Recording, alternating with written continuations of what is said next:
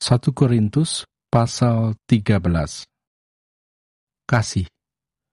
Sekalipun aku dapat berkata-kata dengan semua bahasa manusia dan bahasa malaikat, tetapi jika aku tidak mempunyai kasih, aku sama dengan gong yang berkumandang dan canang yang gemerincing.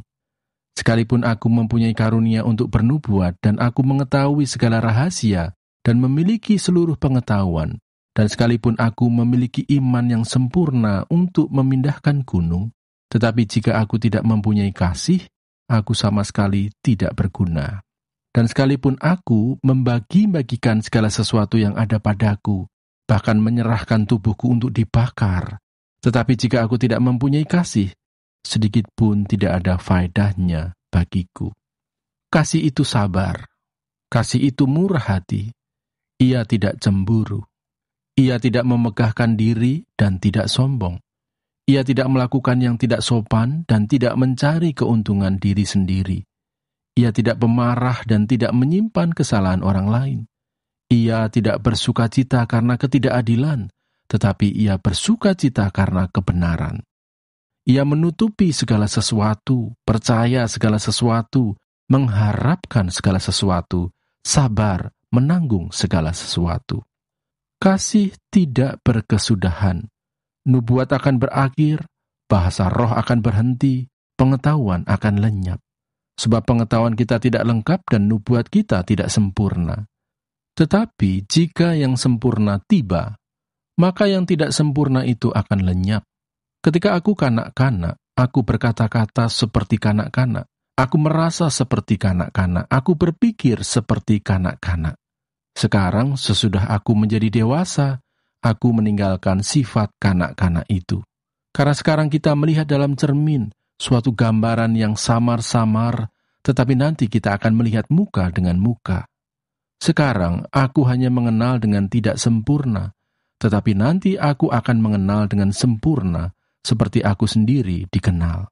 Demikianlah tinggal ketiga hal ini, yaitu iman, pengharapan, dan kasih.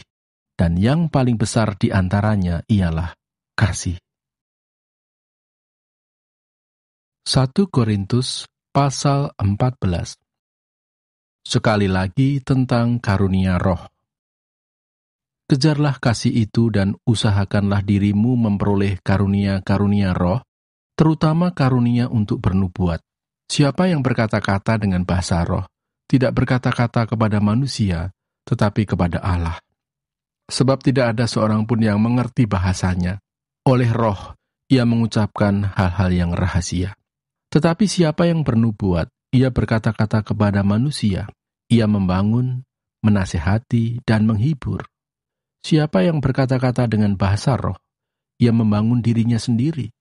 Tetapi siapa yang bernubuat, ia membangun jemaat. Aku suka, supaya kamu semua berkata-kata dengan bahasa roh. Tetapi lebih daripada itu, supaya kamu bernubuat. Sebab orang yang bernubuat lebih berharga daripada orang yang berkata-kata dengan bahasa roh. Kecuali kalau orang itu juga menafsirkannya, sehingga jemaat dapat dibangun. Jadi saudara-saudara, jika aku datang kepadamu dan berkata-kata dengan bahasa roh, apakah gunanya itu bagimu, jika aku tidak menyampaikan kepadamu penyataan Allah atau pengetahuan atau nubuat atau pengajaran? Sama halnya dengan alat-alat yang tidak berjiwa, tetapi yang berbunyi seperti seruling dan kecapi. Bagaimanakah orang dapat mengetahui lagu apakah yang dimainkan seruling atau kecapi, kalau keduanya tidak mengeluarkan bunyi yang berbeda? Atau, jika nafiri tidak mengeluarkan bunyi yang terang, siapakah yang menyiapkan diri untuk berperang? Demikianlah juga kamu yang berkata-kata dengan bahasa roh. Jika kamu tidak mempergunakan kata-kata yang jelas, bagaimanakah orang dapat mengerti apa yang kamu katakan? Kata-katamu sia-sia saja kamu ucapkan di udara.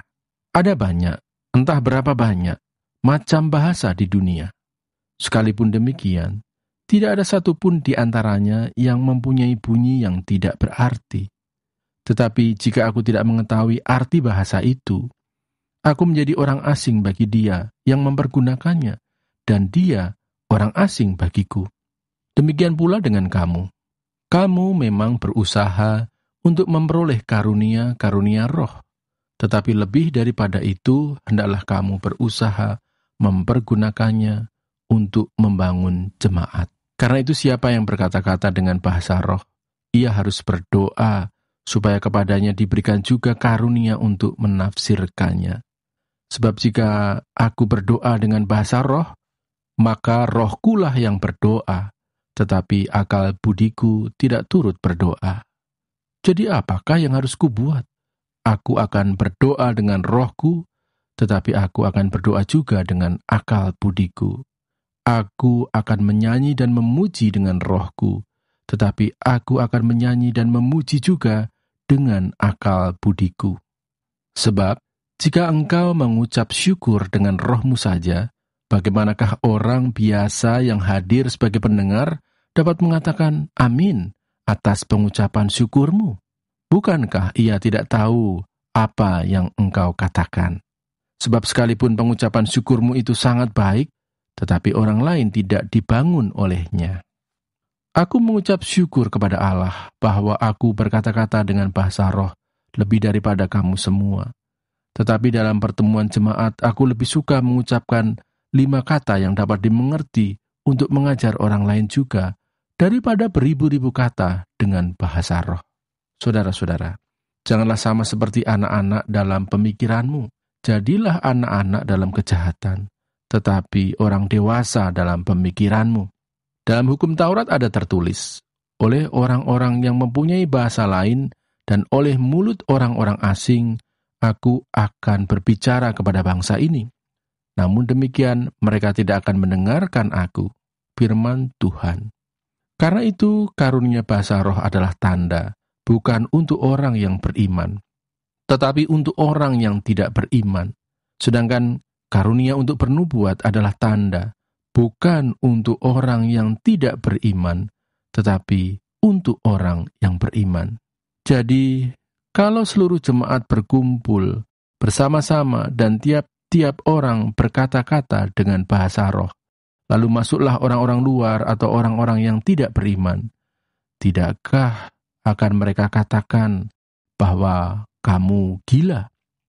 Tetapi kalau semua bernubuat, lalu masuk orang yang tidak beriman atau orang baru, ia akan diyakinkan oleh semua dan diselidiki oleh semua.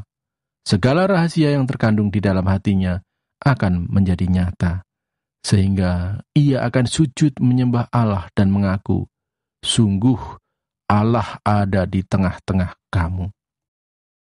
Peraturan dalam pertemuan jemaat. Jadi bagaimana sekarang saudara-saudara? Bila mana kamu berkumpul, hendaklah tiap-tiap orang mempersembahkan sesuatu, yang seorang mazmur, yang lain pengajaran atau penyataan Allah, atau karunia bahasa roh, atau karunia untuk menafsirkan bahasa roh. Tetapi semuanya itu harus dipergunakan untuk membangun. Jika ada yang berkata-kata dengan bahasa roh, biarlah 2 atau sebanyak-banyaknya 3 orang, seorang demi seorang, dan harus ada seorang lain untuk menafsirkannya. Jika tidak ada orang yang dapat menafsirkannya, hendaklah mereka berdiam diri dalam pertemuan jemaat dan hanya boleh berkata-kata kepada dirinya sendiri dan kepada Allah. Tentang nabi-nabi, baiklah 2 atau 3 orang di antaranya berkata-kata dan yang lain menanggapi apa yang mereka katakan. Tetapi jika seorang lain yang duduk di situ mendapat penyataan, maka yang pertama itu harus berdiam diri. Sebab kamu semua boleh bernubuat seorang demi seorang, sehingga kamu semua dapat belajar dan beroleh kekuatan. Karunia nabi takluk kepada nabi-nabi, sebab Allah tidak menghendaki kekacauan, tetapi damai sejahtera. Sama seperti dalam semua jemaat orang-orang kudus, perempuan-perempuan harus berdiam diri dalam pertemuan-pertemuan jemaat, sebab mereka tidak diperbolehkan untuk berbicara. Mereka harus menundukkan diri, seperti yang dikatakan juga oleh hukum Taurat. Jika mereka ingin mengetahui sesuatu, baiklah mereka menanyakannya kepada suaminya di rumah, sebab tidak sopan bagi perempuan untuk berbicara dalam pertemuan jemaat. Atau adakah firman Allah mulai dari kamu? Atau hanya kepada kamu sajakah firman itu telah datang? Jika seorang menganggap dirinya nabi atau orang yang mendapat karunia rohani, ia harus sadar bahwa apa yang kukatakan kepadamu adalah perintah Tuhan. Tetapi jika ia tidak mengindahkannya, janganlah kamu mengindahkan dia. Karena itu, saudara-saudaraku, usahakanlah dirimu untuk memperoleh karunia untuk bernubuat, dan janganlah melarang orang yang berkata-kata dengan bahasa roh. Tetapi segala sesuatu harus berlangsung dengan sopan dan teratur. 1 Korintus pasal 15. Kebangkitan Kristus. Dan sekarang, saudara-saudara, aku mau mengingatkan kamu kepada Injil yang aku beritakan kepadamu dan yang kamu terima, dan yang di dalamnya kamu teguh berdiri. Oleh Injil itu kamu diselamatkan, asal kamu teguh berpegang padanya, seperti yang telah kuberitakan kepadamu, kecuali kalau kamu telah sia-sia saja menjadi percaya. Sebab yang sangat penting telah kusampaikan kepadamu, yaitu apa yang telah kuterima sendiri, ialah bahwa Kristus telah mati karena dosa-dosa kita, sesuai dengan kitab suci, bahwa ia telah dikuburkan, dan bahwa ia telah dibangkitkan pada hari yang ketiga, sesuai dengan kitab suci, bahwa ia telah menampakkan diri kepada Kefas, dan kemudian kepada ke-12 muridnya. Sesudah itu ia menampakkan diri kepada lebih dari 500 saudara sekaligus. Kebanyakan dari mereka masih hidup sampai sekarang, tetapi beberapa di antaranya telah meninggal. Selanjutnya ia menampakkan diri kepada Yakobus, kemudian kepada semua rasul. Dan yang paling akhir dari semuanya, ia menampakkan diri juga kepadaku, sama seperti kepada anak yang lahir sebelum waktunya. Karena aku adalah yang paling hina dari semua rasul, bahkan tidak layak disebut rasul, sebab aku telah menganiaya jemaat Allah. Tetapi karena kasih karunia Allah, aku adalah sebagaimana aku ada sekarang, dan kasih karunia yang dianugerahkannya kepadaku tidak sia-sia. Sebaliknya, aku telah bekerja lebih keras daripada mereka semua, tetapi bukannya aku, melainkan kasih karunia Allah yang menyertai aku. Sebab itu, baik aku maupun mereka, demikianlah kami mengajar, dan demikianlah kamu menjadi percaya.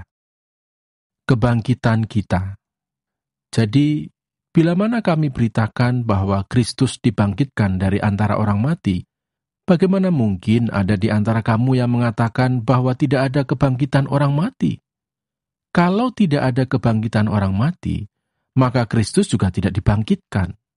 Tetapi andai kata Kristus tidak dibangkitkan, maka sia-sialah pemberitaan kami dan sia-sialah juga kepercayaan kamu.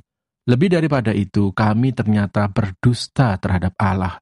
Karena tentang Dia kami katakan bahwa Ia telah membangkitkan Kristus, padahal Ia tidak membangkitkannya. Kalau andai kata benar bahwa orang mati tidak dibangkitkan.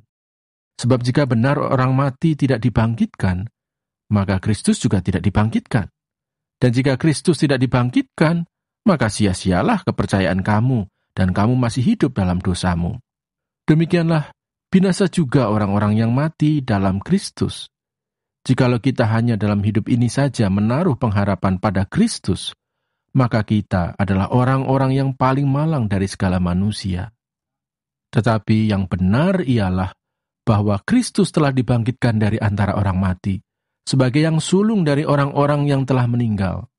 Sebab sama seperti maut datang karena satu orang manusia, demikian juga kebangkitan orang mati datang karena satu orang manusia.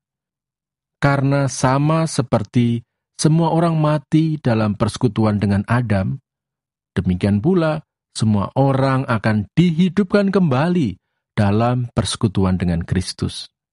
Tetapi tiap-tiap orang menurut urutannya. Kristus sebagai buah sulung, sesudah itu mereka yang menjadi miliknya pada waktu kedatangannya. Kemudian tiba kesudahannya, yaitu bila mana ia menyerahkan kerajaan kepada Allah Bapa, sesudah ia membinasakan segala pemerintahan, kekuasaan dan kekuatan.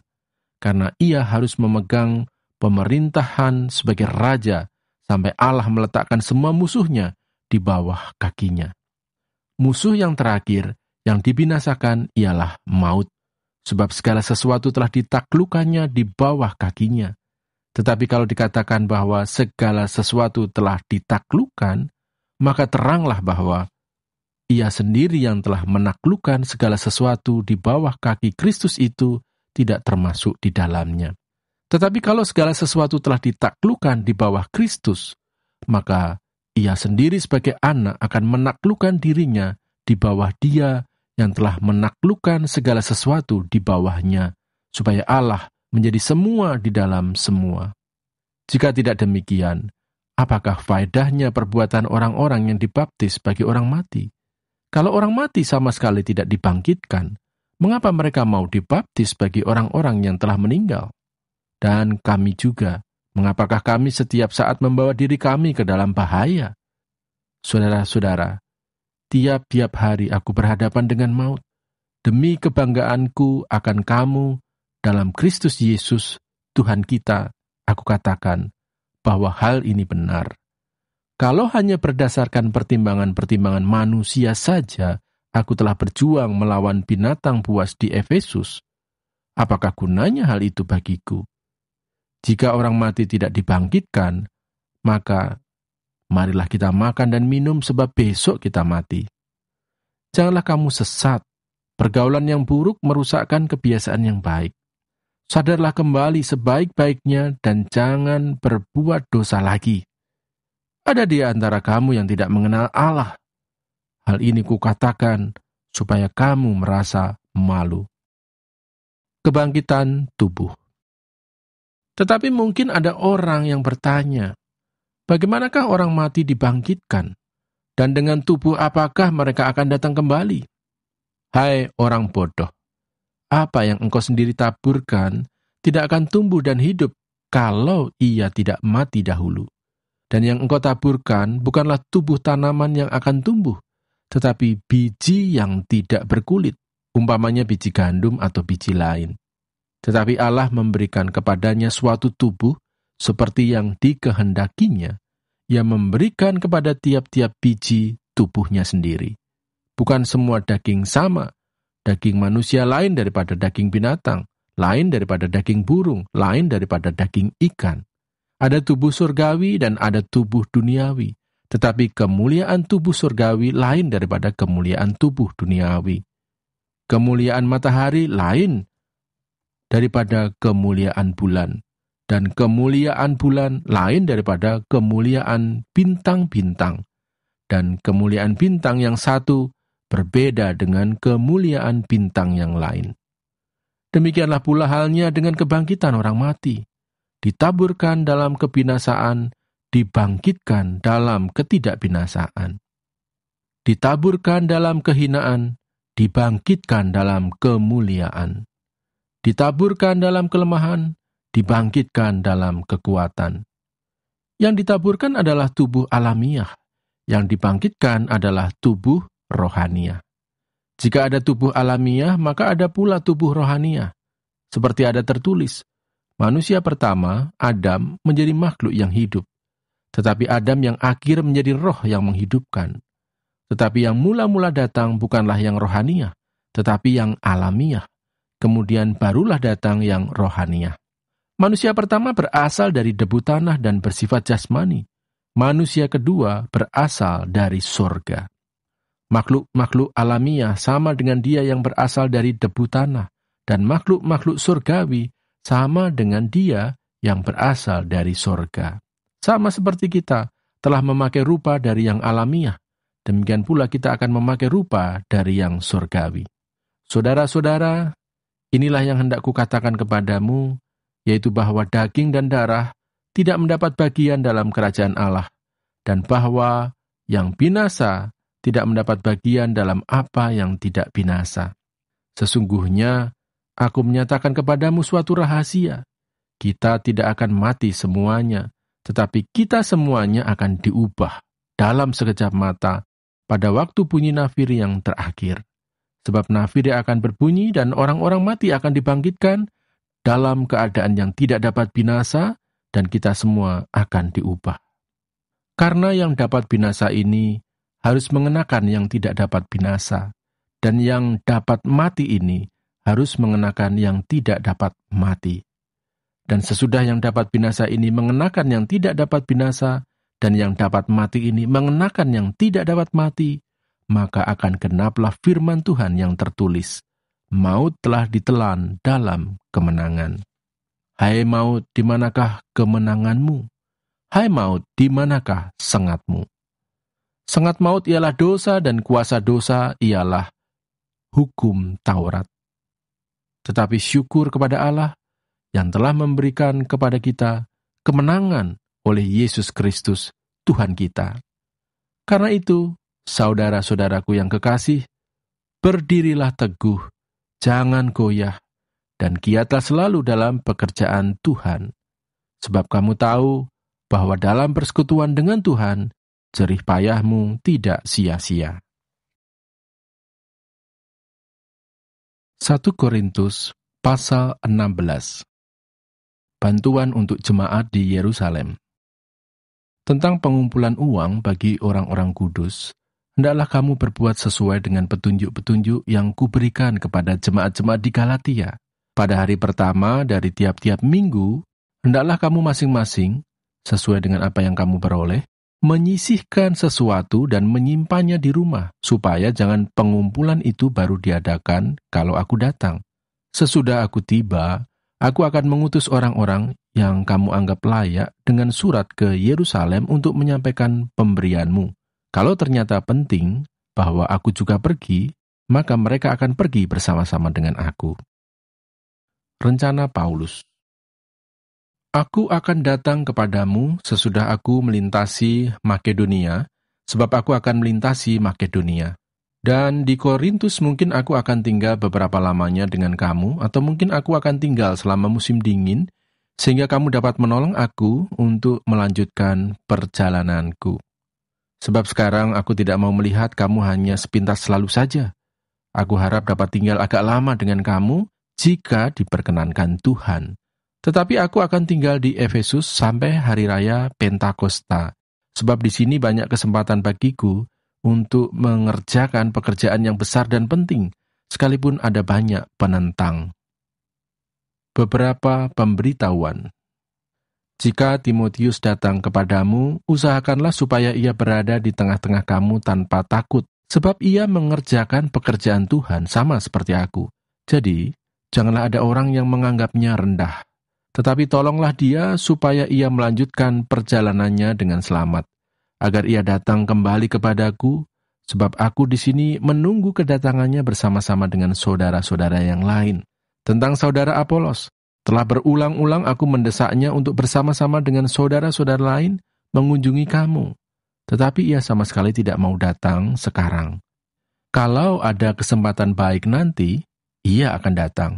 Berjaga-jagalah, berdirilah dengan teguh dalam iman, bersikaplah sebagai laki-laki, dan tetap kuat.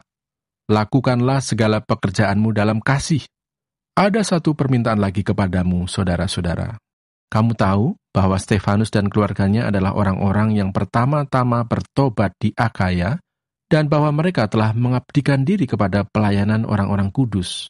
Karena itu, taatilah orang-orang yang demikian, dan setiap orang yang turut bekerja dan berjerih payah. Aku bergembira atas kedatangan Stefanus, Fortunatus, dan Akaikus, karena mereka melengkapi apa yang masih kurang padamu, karena mereka menyegarkan rohku dan roh kamu. Hargailah orang-orang yang demikian. Salam. Salam kepadamu dari jemaat-jemaat di Asia Kecil. Aquila, Priscilla, dan jemaat di rumah mereka menyampaikan berlimpah-limpah salam kepadamu. Salam kepadamu dari saudara-saudara semuanya. Sampaikanlah salam seorang kepada yang lain dengan cium kudus. Dengan tanganku sendiri aku menulis ini. Salam dari Paulus. Siapakah yang tidak mengasihi Tuhan? Terkutuklah ia. Maranatha. Kasih karunia Tuhan Yesus menyertai kamu. Kasihku menyertai kamu sekalian dalam Kristus Yesus.